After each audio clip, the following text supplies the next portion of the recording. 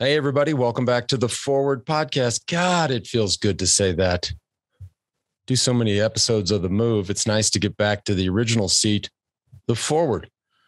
My guest today is he's an old friend, not somebody that I've spent a ton of time with or communicated with a lot over the 25 years that I've known him. My guest today is Wolfgang Puck. I met Wolfgang back in 1996. Actually has a long history with cycling. I was a big fan of the sport, sponsored a team way back in the day, and is obviously who he is. He is arguably the first celebrity chef. And as we now live in a time when there's a new celebrity chef seemingly every day, Wolfgang was the original. He invented so much stuff, arguably, whether it's fusion, the open kitchen. But more importantly, at least to me, is he's just had a super interesting life. If you get a chance, check out the new documentary on Disney Plus about his life called Wolfgang. And as I watched it and sort of dug into his life, I realized there's so many parallels.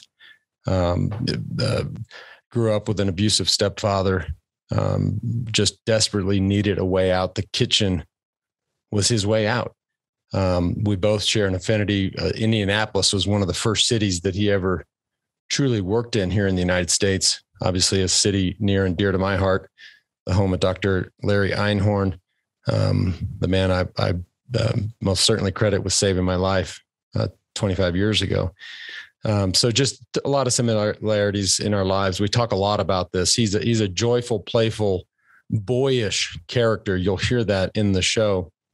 And he doesn't hold back. I mean, I thought he was super courageous to talk about some of the things that he did, he did speak about in the documentary.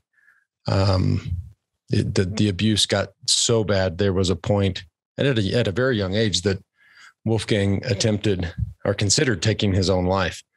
And yet he hung in there. And that is the spirit of the Forward.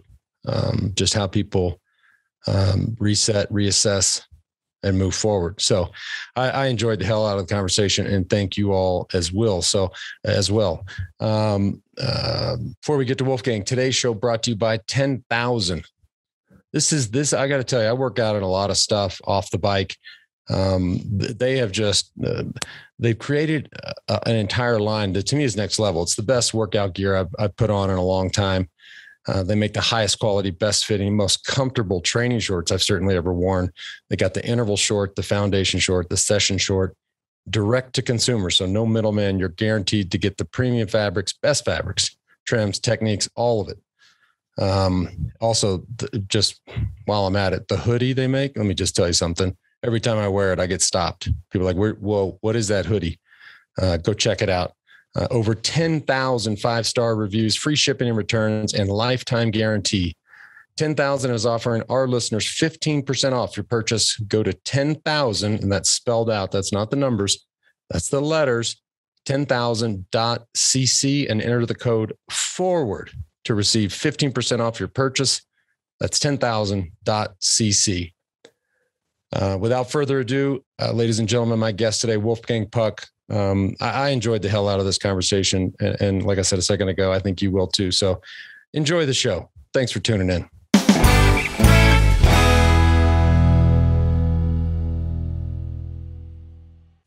Wolfgang, thanks for coming on the show. I would start by saying long time no see, but gosh, I went to the Tyson Fury fight the other night and I'm sitting there on the third row and I look over and I said, holy shit.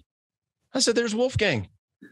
We haven't seen each other in years, but it was so great to see you in Vegas. And let's just, right away here. What'd you think of that fight? I thought it was a hell of a fight. Yeah, I'm a big boxing fan. I mean, I'm very good friends, just like you with Bobby Arum. I used to go to the fight when they were behind Caesar's Palace and so forth. But this was one of the best heavyweight fights I saw. And I remember in the old time seeing Larry Holmes and Riddick Bowe and Mike Tyson and everything. I don't know. This guy, Tyson Fury, surprises me each time I see him because he doesn't look like he is in shape. No. I mean, can you believe if there would be a bicyclist hanging out like him with the fat hanging down? How would he go up in the Pyrenees or to Alpe d'Huez or somewhere like that? Would be impossible. Well, he would need an e-bike for that to happen, but that wouldn't happen in cycling. But I thought my takeaway was I thought both, because Tyson Fury does look out of shape, although he's in better shape now than he was at many points in his life. Yeah. But to me, that is as amazing as the fight was. And maybe this, what happens is when, they both got tired. So then they just started knocking each other around. And, but I tell you, I just don't think you can hurt a guy that big. I think the size disadvantage that Wilder had, I don't know how you get a hit on him that's going to hurt him. I mean, he knocked him down a couple times, he stumbled around, but the dude is just, he's a brick shit house. And it's really, really tough to get sort of that knockout punch on him. Yeah. Oh, it's totally. And, Wilder knew what to expect. So it's not like he fought him the first time. If somebody knows what will happen and how the guy fight, I think Wilder does not have a good team with him. I don't think they prepared him. I don't think they prepared him to go 12 rounds. They think about the knockdown. Yes, he has a huge right-hand punch, but, you cannot rely that you have to be on your feet for 12 rounds. And they had a year and a half or 20 months to prepare. So I think he should change the trainers. He should change the training camp. They did not get him ready, If he cannot get ready, it's one thing, but I believe you have to try. And, Tyson Fury, he went to the Kronk to Emmanuel Stewart's gym after the first fight. And I said, that's the biggest mistake. I told Bob Arum, I said, why did he change 3 months before the training, before the fight, training? He says,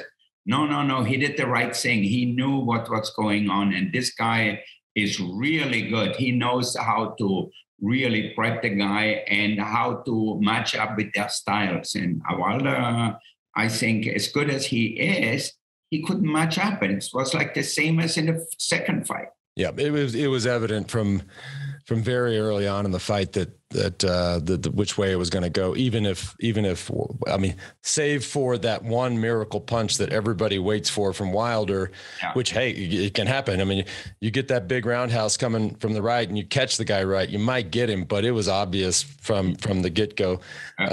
Speaking he got him in the fourth round twice, and the guy just stood up. I mean, I don't know what his head is made of. Certainly not like mine, because I would have been out for a week. Probably. Yeah, exactly. We'd be out forever, you and me. Yeah.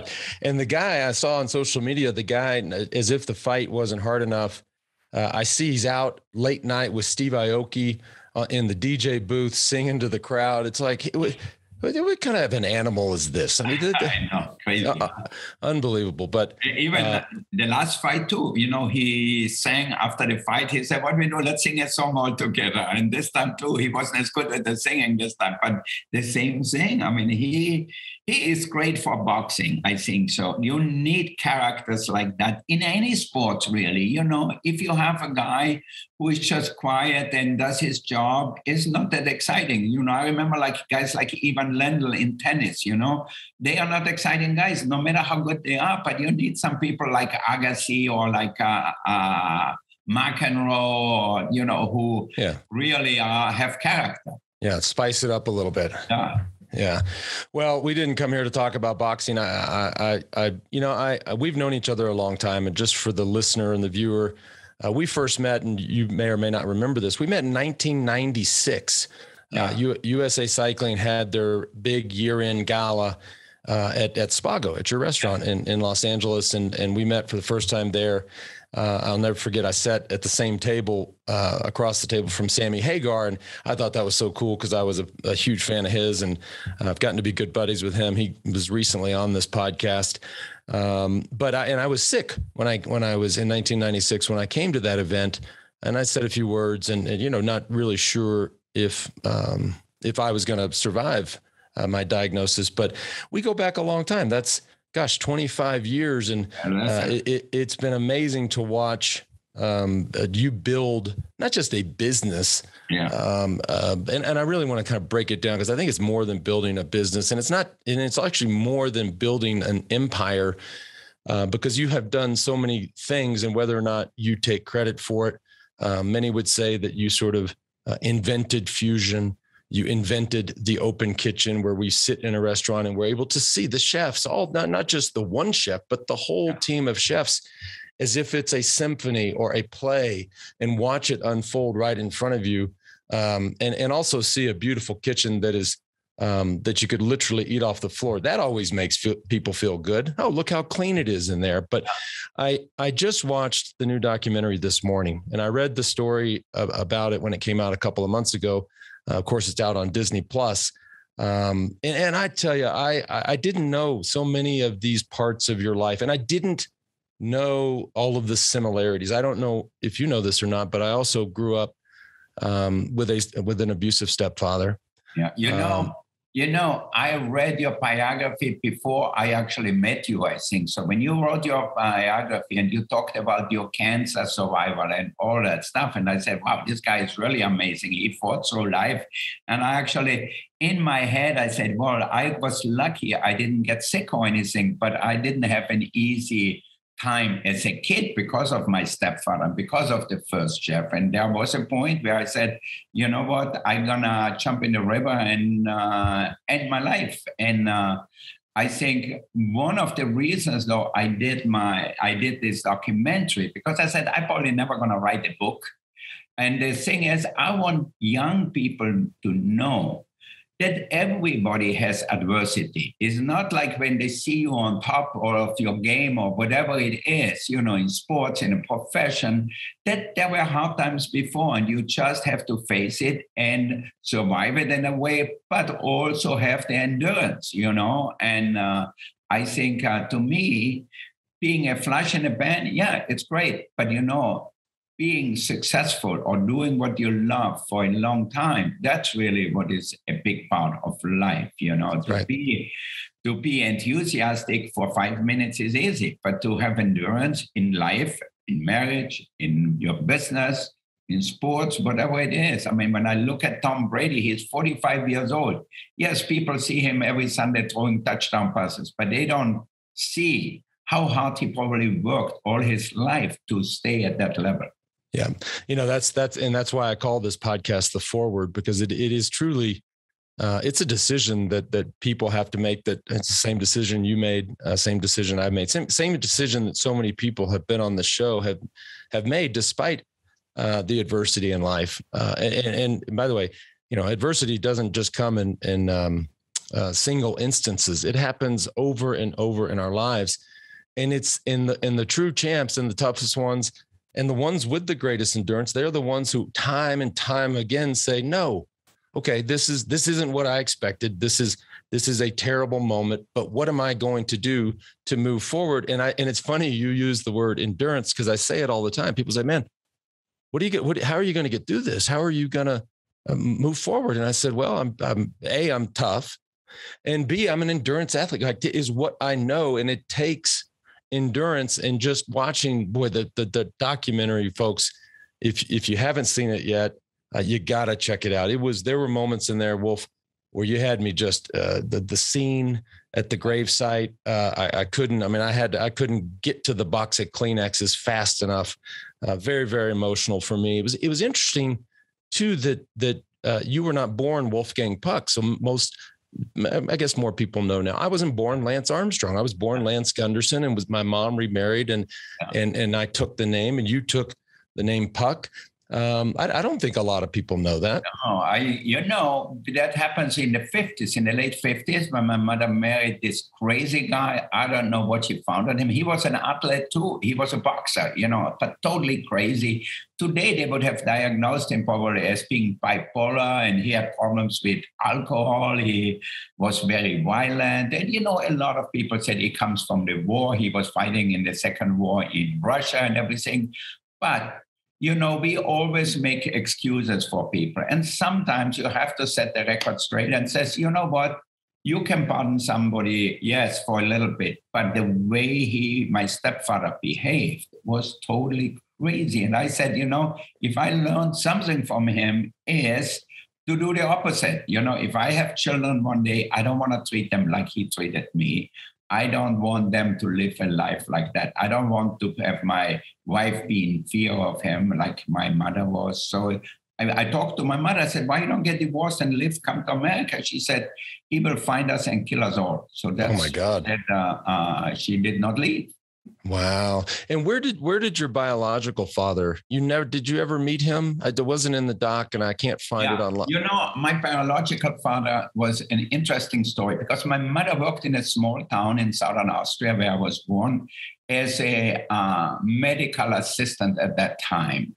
And she met my father, who was from a wealthy family. You know, at that time, after the Second War, he drove a Mercedes. They were very well off. They owned a lot of land. They owned some stores in town and everything, a butcher shop, a big restaurant, bar type thing, and so forth. So, and I don't remember him only like when I was 3 years old. I still remember we went to visit him with my mother before my mother met my stepfather. And he gave me a big salami or something, a big sausage. And I was holding it like that, going on the bus and to go home again. And I dropped the sausage. And they said, oh my God, the sausage. It ran underneath the car. Everybody panicked about the sausage. That's the only memory I have. And then forward, when I was older, and I won a prize about cooking in Austria, I won a cooking competition. Then his mother, my father's mother, sent me a note. Oh, why you don't come to see your father or see us and this and that. And I said, I was already 16 or 17, rebellious. I basically said, screw you. I will never talk to you again. I don't want to have a life with you. Now that you saw all of a sudden I'm in the newspaper, now you're calling me up. Before, you always paid just the minimum. I remember my mother used to complain and says, he has all the money. He has a beautiful car and everything. And he paid the minimum what the government said. He never bought me a present for Christmas or anything like that. No, it's just yet another very similar story. But I never met obviously I did meet my biological father a few times, none that stand out, no memories of it. Yeah. But same thing. I won the first tour in 1999 and he drove down to Austin, of course, similar, the names in the paper, stories in the paper. And he comes to Austin and wants to, try to find the house and try to reconnect. And I look, you're 70, early 70s. I just turned 50. These are times in our life when you do say, and my father has since passed, as I'm sure yours has as well. You say, well, what maybe I should have done that differently, or maybe there was something there. But at the time, of course, in 1999, I said, hell no. And then just because, no, the answer is no, and exact response. I think when we are young, first of all, we are more rebellious. We are more headstrong, and we think everybody's going to live for a long time, forever. We have time. And with my stepfather, I actually was okay because of my mother. She did not want to get divorced. And I said, okay. And then, I brought them over here to America, see the restaurants. I sent them on a cruise. I sent things like that. So I gave my mother for sure maybe a better life, because of that, because I'm also better known in Austria than here.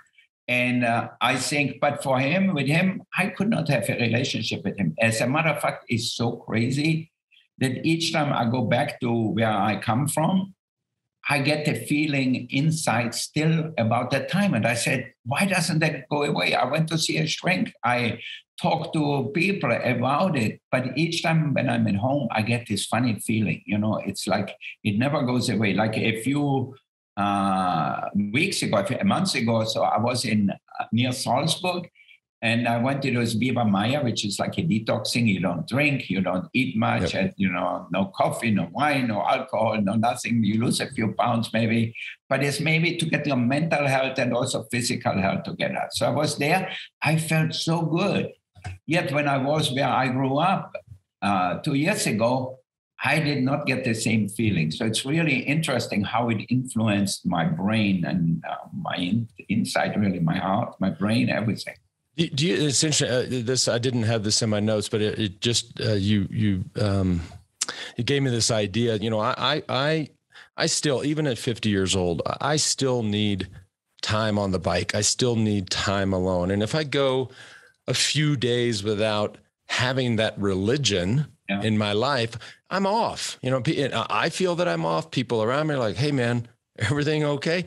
And then I go back to those, I say, okay, I got to get back in my church. I got to get back on the bike. I got to be alone. I have to work this out in my head. Whatever it is that I'm dealing with or thinking about or stressed about. Is it the same for you? Is it if you're out of the kitchen for a while, I mean, is that your therapy? Is that your church? You know, for me to be alone and maybe, you know, you think what you think, like you on a bicycle, me walking. I love to walk with my dog. Like I start at 6:30 in the morning. I walk with my dog for a good hour and it clears my head. The air is good. And I think it made me feel better. And I think probably the endorphins and everything, how your brain reacts to get a little exercise. I think for me, it's an important part, really, to start the morning that way. I think it's so much better for me than exercising in the afternoon, in between lunch and dinner or whatever. And especially when I was in Austria, at the Viva Maya in Alta Aussee, which is close to Salzburg. And they have this lake there. It's about 8 kilometers to get around the lake. But it's not really very big hills, but it goes like that. But it's an hour and a half. And to walk in the morning and see the sun coming up and lighting up the mountains on top of the mountains, they get orange and then little by little they get more yellow. I think the feeling is like there's a spirit in the mountains I think you can get in the flats. Yeah. Yeah. You know, the other fun similarity we have is, and I didn't know this, but you spent a little bit of time in Indianapolis of all places. And of course that's where I was treated and ultimately saved my life, Dr. Einhorn and his crew. But you growing up a big fan of car racing and really F1. And I can just picture you being, you finally leave Europe, you go to New York, say, I have the Big Apple. I don't really love this. I'm going to go. I love car racing. Indianapolis must be just like Monaco. Yeah. Boy.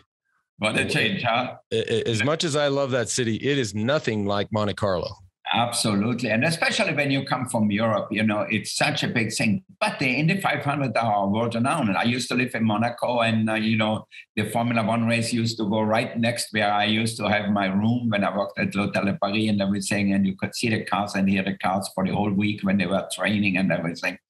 And when somebody offered me a job in Indianapolis, I said, I'm going. So I took the Greyhound bus from New York City to Indianapolis, which lasted like a day and a half or something. And then I arrived there and said, oh, shit, that's Indianapolis. It's nothing like I had in my head, And I thought it's going to be a beautiful city or something interesting. But it was interesting because the people are very nice there. Yes. Even there wasn't much going on. And I remember they still had that little basketball. I wasn't a basketball fan because we don't play basketball there.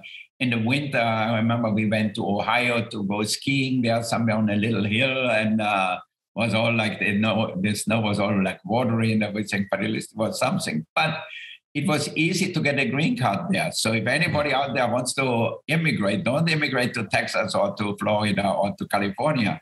Yep. I think it's easier in the Middle West.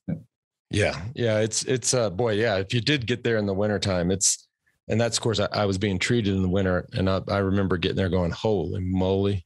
Yeah. I hope they saved my life because I might die of the cold. It was that cold. Yeah. I think I can just imagine, young people today, how easy they give up and how they don't fight and they go on to the next. And when I read your book and I said, wow, but to go through all that stuff you went through with the cancer and then thinking about, do I going to die? Do I going to stay alive? And I think it's really an amazing thing to see where you went after that. Yeah. I think a lot of people, maybe old cycling fans, will remember or appreciate your connection to the sport. But I had this this morning, as I do with a lot of these interviews, I like to talk to people around, and just sort of, and I read as much as I can. And I watch things as much as I can. And I said, but there's other things here we can get at. And so, of course, Tom Kaplan, who's been with you for 40 years, which he told me this morning, I said, 40 years. Yeah. That is amazing. Tom's one of the the sweetest guys in the world, a really dear friend of mine and yours. But he reminded me, and I think Tom is pretty passionate about the cycling team. Spago had a cycling team. Gosh, when was it? In the early to mid 90s, did the Tour de Trump and then Tour de Pont. And Tom wanted me to make sure that that all those years that you thought he wasn't working at all and all he was doing was riding his bike, that he actually was doing some work. And of course, this is early days, so there wasn't an empire yet. But he would, he said you loved it. You loved the team. I loved it. I loved the idea of having a bicycle team. I loved the idea of seeing the young people. And at that time, obviously, I was like 40 or something like that. And I said, I'm gonna train. They made me a bicycle like to measure basically, so it's at the right height and everything. And I said, I'm gonna train up the hills here in Beverly Hills. You go up Hillcrest or Loma Vista or whatever. I said, I'm gonna go up the hill and I'm gonna show them I can do it. You know what? I tried like for 2 months to climb the mountain. And I said, you know what? I don't think I'm 20 anymore. I don't gonna be able to do that. But it was so funny you talked about Tom.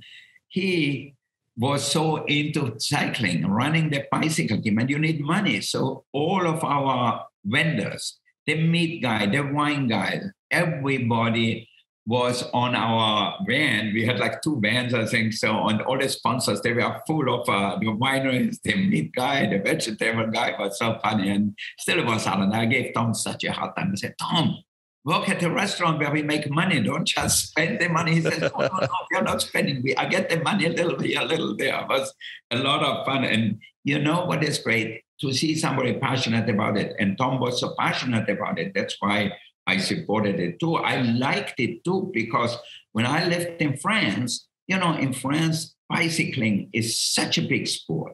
Mm-hmm. And I go back to Jacques Anquetil and Raymond Poulidor. I go back to Eddy Merckx and all these great Felice Gimondi and all these amazing riders, who used to ride in the Tour de France, in Milan, San Remo, in Paris-Nice, and all this, in the Dauphiné, and you know them all. I know them all.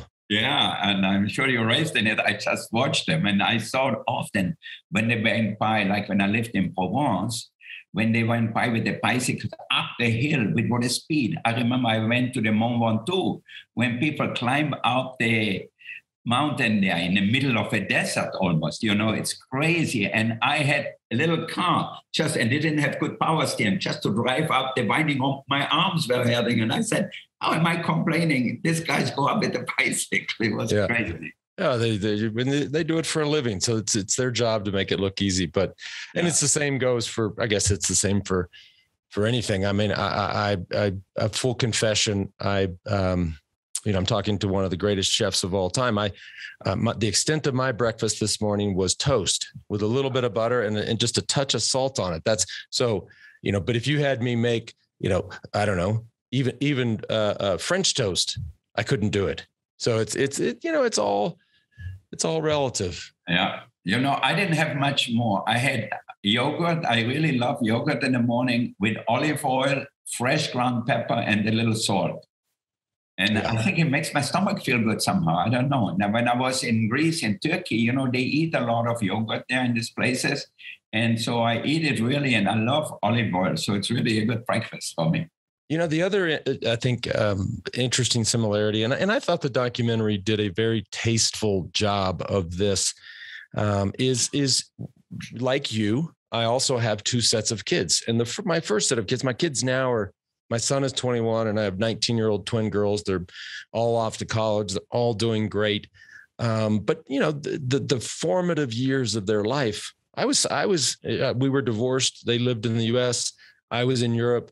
And and then Anna and I met and had Max and Olivia, and it is a completely different way or view on parenting. Right. And I think it takes, I think we're aligned on this, that look, I was competing in Europe and racing full time and training full time, and you were building this empire, and life gets away from you. But it was so cool to have Max and Olivia and say, okay, I think there were moments here that I missed. And I think there's things that, and I am going to get a chance to do this again. And it's different. You just look at this job of parenting very differently. And again, I think the documentary did a great job with that, and a very tasteful job. And your kids are just kicking butt. Tom filled me in on a little bit of the stuff, and we'll talk about what your son Byron is up to here in a second. But don't you agree? Yeah, well, you know what? To me, time, where we are so focused, to be successful in anything, you have to be 100% focused. I don't think there's any other way, And I think in competition, in sports, if you're in basketball, bicycle, boxing, focus is really so important. And so just the way you were focused on bicycles, I was so focused on my cooking, on how to get better and how to work harder and how to really enjoy it too. I enjoy doing what I do a lot. I'm very passionate about food, but something had to give. So I said, okay, with the kids, I'm not going to take them to school now, because I was up until 2 a.m. working, and I was doing this and that. I didn't go to the football game. I didn't go to the basketball game, and so forth, because it was on Saturday or it was on Friday, and the restaurants are busy. So I said, okay, I will provide the money, but not the time. Now, the second time around now with Galila, and Galila really told me, and I married her because I wanted to have a family. I wanted to have a better experience. And as for me as a father, really, forget about the kids, but for me as a father, I said, I want to have this communion where I am with my family, where we are together at home, and I cook for them or I cook with them, and we do that very often. And I think really I knew then, the second time around, that time is the most important thing in our life. That's right. And not to waste it. So whenever there was a football game, I went to the football game. Whenever there was a basketball game, I went to the basketball. Oliver was wrestling for a while. I went to see him wrestling, which is not fun when they lose. When they go in the ring, it's like the ring. They raise the other guy's hand, and you say, oh, no, you're going to be depressed or whatever. But I told him, a great thing, a great lesson about life is to learn also how to accept defeat. You cannot win all the time. Nobody wins all the time. So having losses in life, having losses in competition, that's just life, Nobody has 1,000. Nobody that we've ever seen before. Yeah. They say the 3 most important or significant the things or moments in time that you can give your children is a family meal, a reading together, and some sort of spiritual experience all together as a family. Those are the things that it was, in watching. And of course, Tom told me about your children. One, I think, is got his PhD at one of these smart schools in Boston. Your son Byron just opened Miroir there in Los Angeles, and your 2 young kids. I mean, it is watching this film. I said, okay, that final scene where everybody's together. I said, I think Wolfgang did okay. I think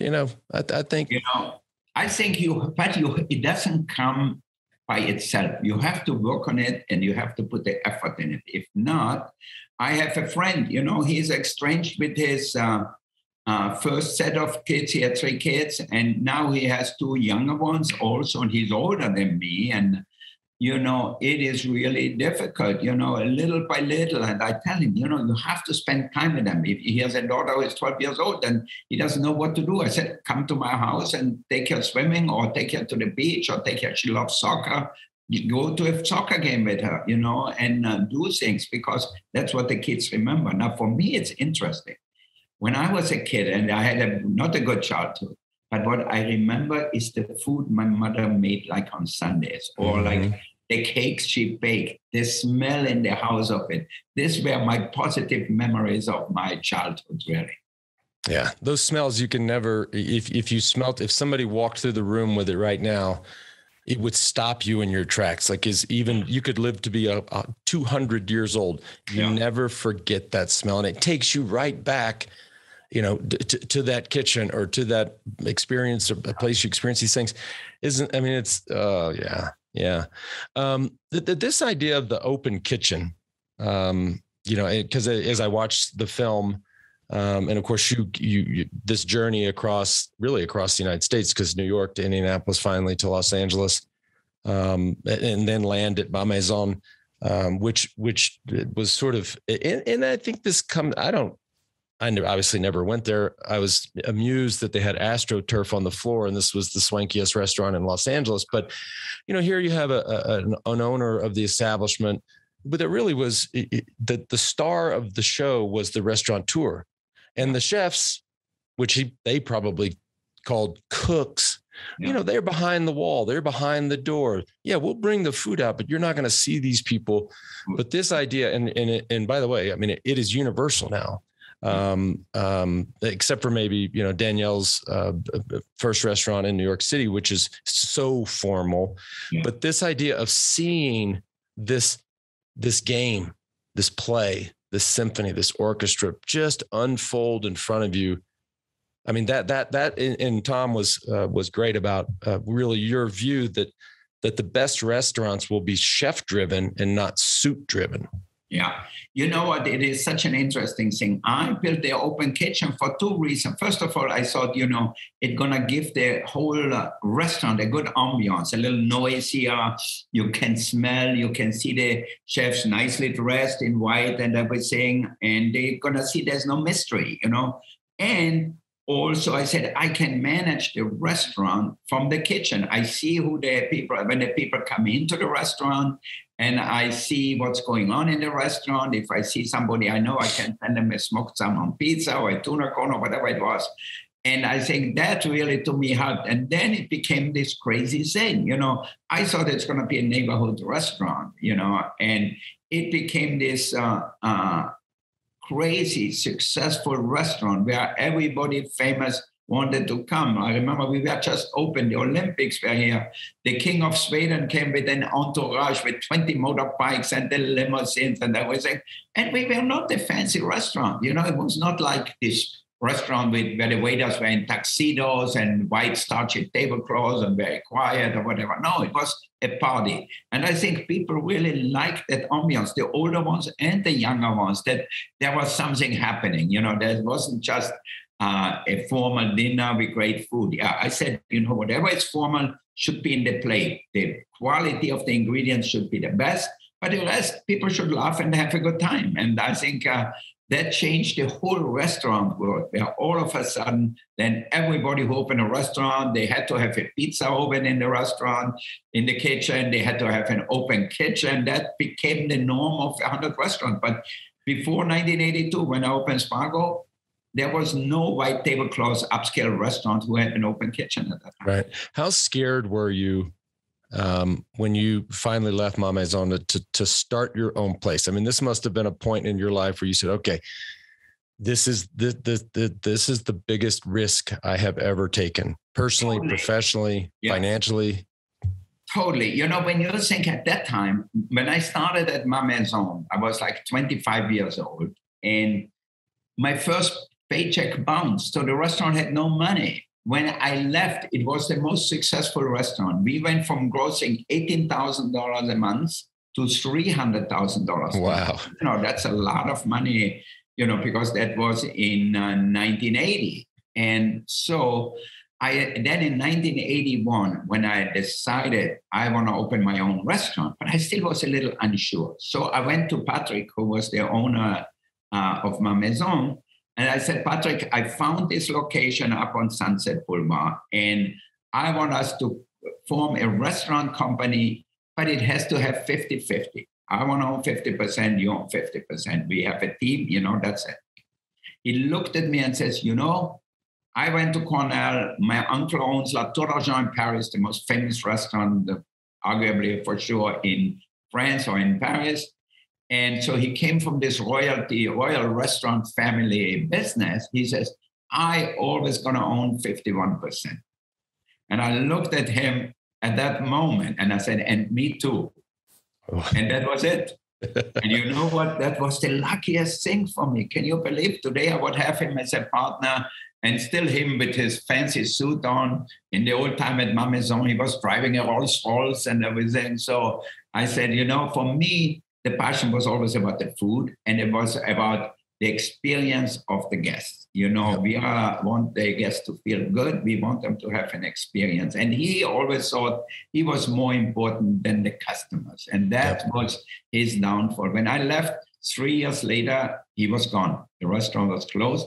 But the funny thing is, as you saw in the documentary, he still thinks he still thinks he was the most important guy.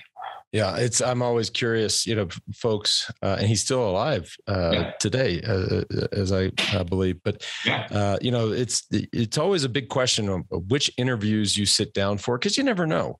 He might have wanted to not sit down for that interview, but I think that the proof is there, because the Ma Maison before you were there, Ma Maison after you were there, and then what you've gone on to do with the rest of your life. And by the way, the last thing you said to him wasn't, well, I also will have 51%. The last thing you said to him was, au revoir. Yeah. That's the last thing. Yeah.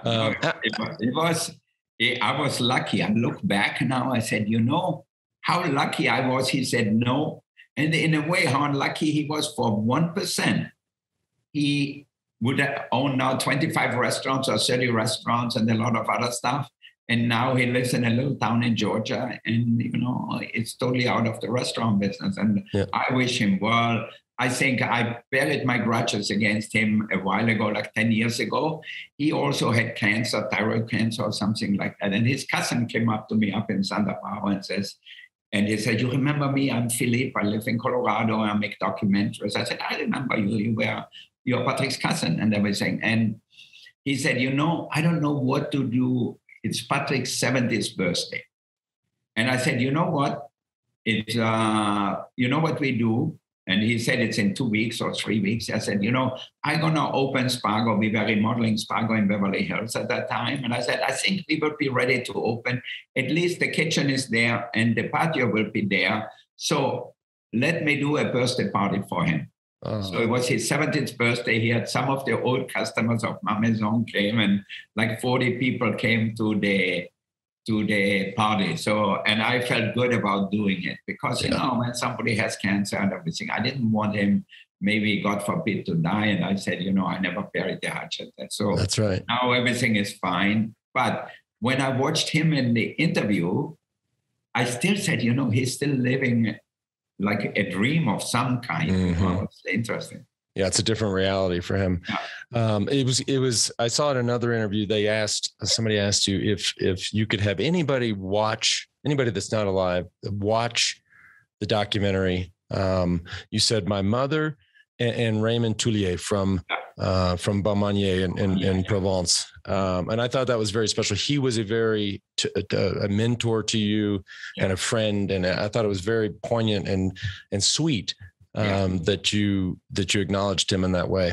Yeah, no, he was my mentor. And, I was 19 years old when I got to Baumanier, and I didn't know if I'm going to stay in cooking at that time. One of my good friends in Austria was a few years older than me. He was a truck driver. He drove these big trucks from Italy to Vienna and made really good money. And me as a cook, I used to make $100 a month, so I didn't make any money. So at that time I said, maybe cooking is not the right thing. And remember, this was in the 60s. So cooking wasn't a profession the way it is today. Cooking was like some kind of a worker out there. Not that they should not be celebrated, but it wasn't like a sought after profession like what we have now. And thank God I went to Baumanier and I found my mentor there. And I said, I want to be like him. He was so passionate about food, about the ingredients, about hospitality. I remember him bringing Elizabeth Taylor in the kitchen, and Marcello Mastroianni and Catherine Deneuve came in the kitchen. I looked at Catherine Deneuve and said, that lucky guy. And I remember Sidney Poitier came with Joanna in the kitchen, and I said, oh my God, look at this handsome guy and the most beautiful woman in the world. So I said, I want to be like Toulier, because he had the passion for food. Every day during service, he would pass the time in the kitchen. And he had 6 gardeners. They brought the best vegetables and fruits and everything. So he was my mentor, and he always will be my mentor. Without him, I don't know where I would be. And you didn't speak French when you went to Provence? No. Well, when I went to Provence, what happened is how I got there. I went to Dijon first. In Burgundy, Dijon is a beautiful city, big in wine for sure. Mustard and all that stuff comes from Dijon. We call it Dijon mustard, you know, all that stuff. And so then the owner in Dijon of the restaurant had a party for the staff. And I didn't know what it was exactly. I barely spoke French at that time. And then I looked at a book called the Guide Michelin, and I found out we got 1 star. And I thought, that's the highest rating. And then at night, I looked through the book, and I said, wow, there are 2 stars and 3-star restaurants. So I wrote to every 3-star restaurant a nice, perfectly handwritten letter. And then the first one who answered yes was Raymond Tullier at Beaumanière. And I arrived there in a small town, a beautiful restaurant and everything. And for me, it was really special. And I stayed there 2.5 years and was really one of the best experiences I had. And I think certainly when I look back, you know, I couldn't look up to my father. I couldn't look up to many people in Austria, except maybe Jochen Rindt, who was a Formula One driver, you know, because I was always passionate about auto racing. But I think looking up to Mr. Tullier, really, he set an example. He was amazing. And when you came to the United States, did you speak English? No, I didn't speak English. Well, I shouldn't say I didn't speak. I spoke a few words. I knew what please and thank you and hello and good morning, but not really. I remember I was a chef in Indianapolis and I had 10 people with me in the kitchen and they all found out an excuse. If I told them to do something, I always had to show them what I want first, because if not, they just said, I don't know if I didn't make it clear or they didn't understand me, or they didn't want to do it. So I had to show them everything first. It was fun. But then I had a girlfriend and she taught me English late at night. Pillow talk. That's that they say, and that, you know, you and I are both past the point in our lives, but that's what they say. And I say, you want to learn the language, because we would be in Europe racing and living in Italy and France over the course of my career, even in Spain. And I said, I can't understand anything. They said, well, you have to get a local girlfriend. I said, yeah. Oh boy. Who doesn't speak the language you speak? Who doesn't speak? Yeah. Cause that's sort of cheating. Yeah. How hard has COVID been? I mean, I know how I've got a bunch of great friends that are in the restaurant business. And so, boy, COVID has been a hell of a time for the entire industry. You know, it was amazing because we all opened Meron on Sunset Boulevard, you know, not far where the old Spago was. And my son Byron actually opened it and during COVID. And it was... Wait, he opened it during COVID? During COVID, yeah. Oh, wow. Beginning of this year. And it was really hard to find employees and, you know, people were scared and this and that. So it was really hard. And, you know, some of our restaurants, we did takeout. Las Vegas at one point was totally shut down, basically. You know, the neighborhood restaurant, we have a bar and grill up in Summerland. There we did takeout and so forth. And in different places, it was different. In London, we shut down. In Istanbul, we had to shut down. And we opened also in June, which was still a little iffy in Budapest. So I think at the end, COVID taught us something, which we didn't know. We could get by with less people actually than we thought. So we learned about how to manage better. I think the guests learned also how much they appreciate restaurants. Right, you know, being out. That's right. For granted, you know, because there is no way, even if I send you the food from Spago to your house, it doesn't taste the same.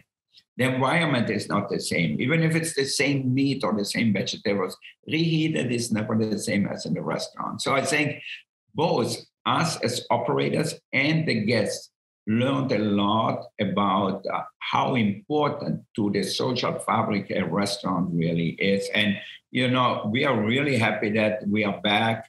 Our catering is coming back slower than we expected, but we did the first big party for the Academy Museum in Los Angeles, you know, next to the LA County Museum. They opened about the history about movies. So it's really a great museum, something new for people to visit. So parties starting to come in. The restaurants are mostly open, still a little shaky in some places like in Singapore, but mainly I think we are doing well now. We are out of the main COVID phase, I think, and I think it's get better. I just hope everybody will get vaccinated. And here in LA County, they're going to say that you have to show proof of vaccination if you go to an indoor restaurant, which I think it's good. It makes the staff feel safe and it makes the other guests feel safer. Yep. So, I want to touch on your son's, by the way, if you can open a restaurant during COVID and have it survive, that's probably a pretty good foundation and a pretty good indication that it's going to work. Yeah. But let's talk about Byron for a second, because, I get, as you can imagine, I get asked a lot from people, hey, do your kids ride bikes? Do your kids race bikes? Do they, do you go on bike rides with them? And I was always all 5 of my kids were some of the last kids in their classes as young people to learn how to ride a bike. I just never, I wanted to support them in anything they did, but I wasn't that guy that said, okay, let's go, we're going for a bike ride and you have to learn how to ride a bike. And I let them do whatever they wanted to do and, full support of that. But cycling wasn't something that I said, okay, this is something you have to do.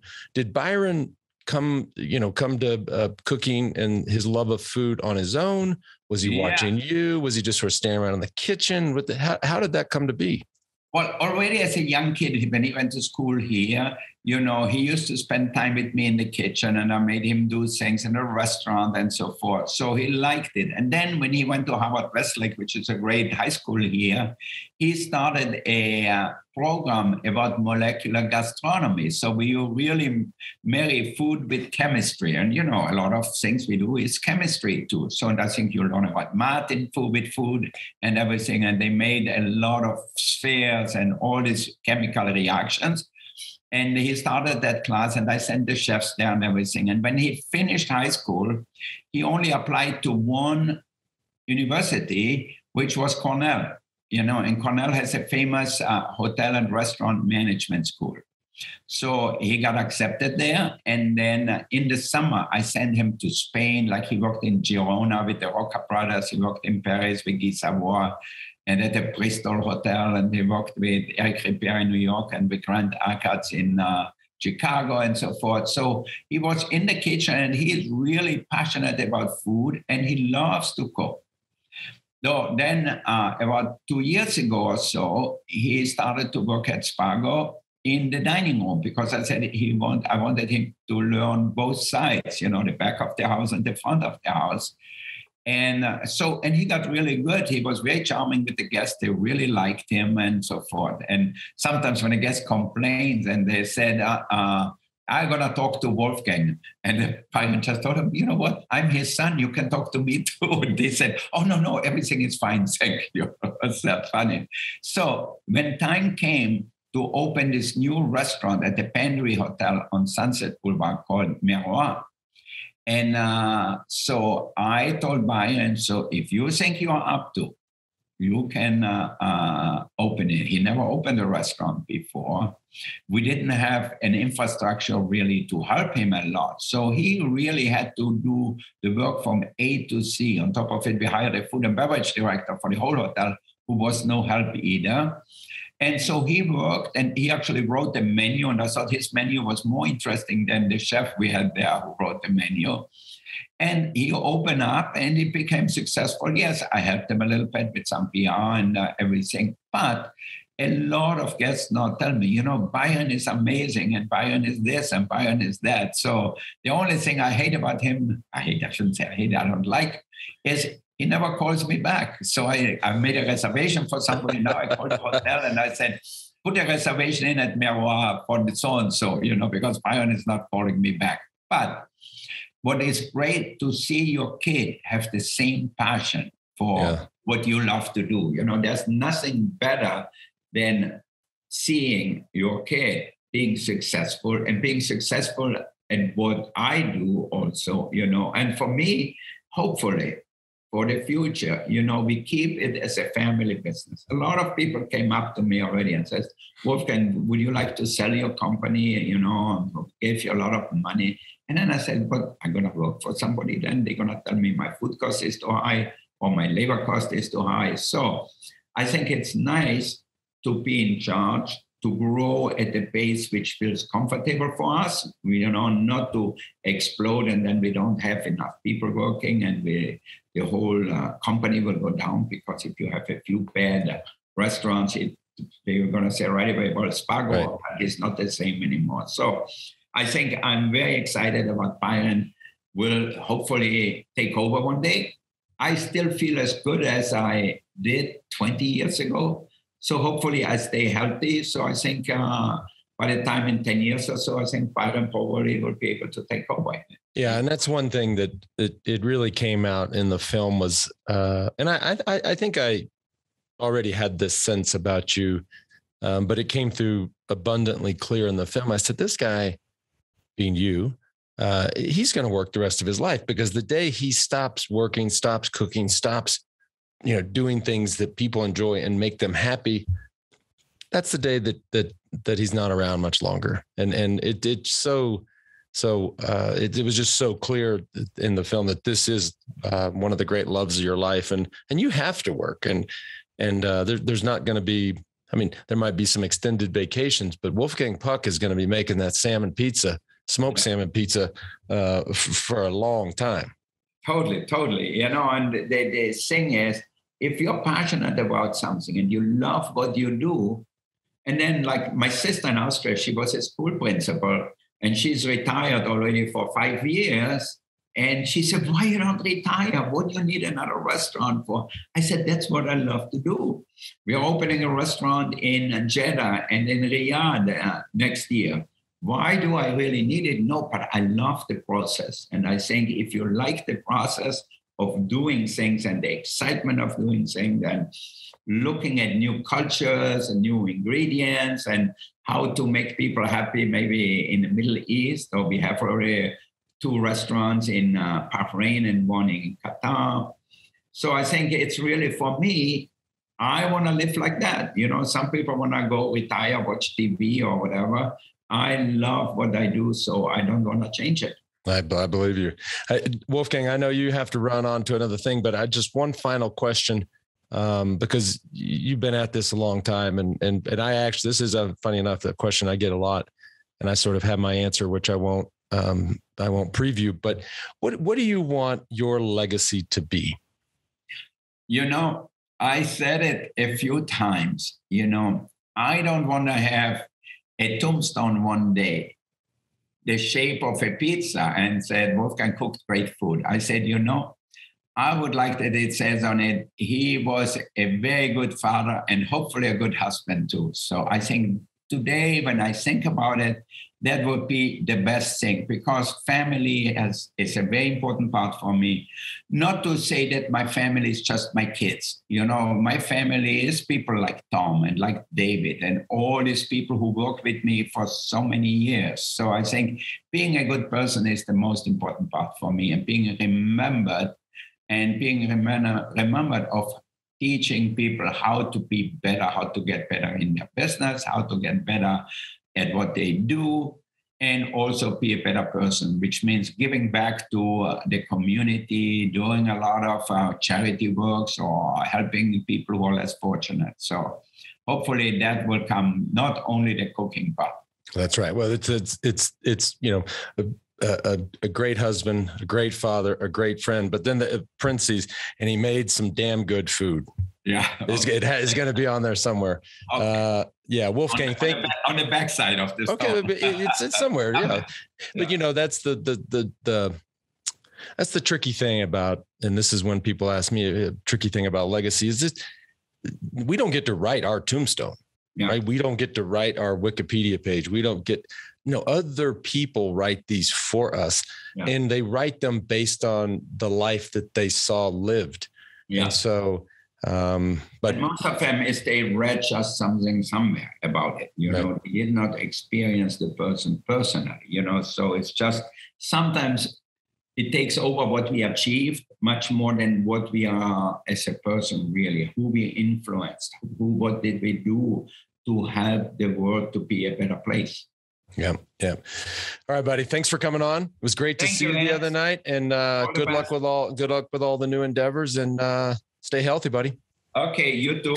Okay, thanks, Wolfgang. I'm going to India Wells to the tennis tournament now, because we open a restaurant in the big stadium there, Spago, so where you can eat and watch the tennis. So it's a perfect venue. And I love tennis. Do you like tennis too? I love tennis. I love tennis. I watch the majors. I don't, I miss the days of Agassi and Sampras and Chang and all these, we sort of, you talked about Austrian drivers and F1, but man, I'm really looking forward to that day. And I don't know if it's going to be too soon. I mean, do we have sort of some icons of American tennis? But I do love it. I'll let you go. The thing I love about tennis is these guys are, and gals, I should say, because the women's game is just as impressive as the men's game. They are true athletes. Like these people have to run around for maybe even up to 5 hours. I mean, this isn't that is, you actually have to train and you have to be incredibly aerobically fit.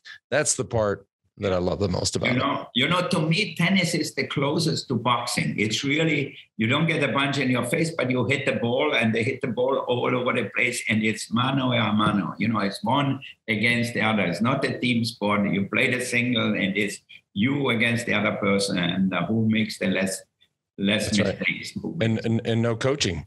Yeah. I mean, you are truly out there all alone. Yeah. Wolfie, have fun at the tennis tournament, and I'll see you soon. Okay, good. Good to talk to you all. You too. Bye.